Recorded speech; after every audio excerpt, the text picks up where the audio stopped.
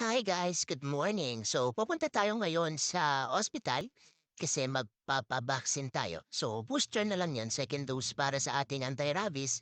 Nakakalmot na naman tayo kasi ni kami dito. So, ayan, malapit na. Nandito na kami sa signal.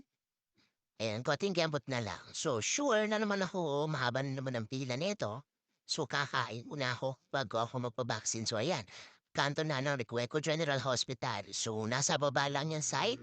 And then sa kabilang side, yung Lugawan sa Tejeros. So, tagig naman yon. So, habang kumakain nga pala ako dyan, ayan, nag-iihip-ihip ako kasi meron akong mamadok na papakainin. So, yung una kong binigay is malamig. So, ito ay inipan ko na. So, ayan nga pala si Mama Dog. So, laki siyang nandito sa tapat ng Recuenco General Hospital and marami ang nabibigay sa kanya ng food. Even si Doc Malinaw, shoutout sa iyo, Doc.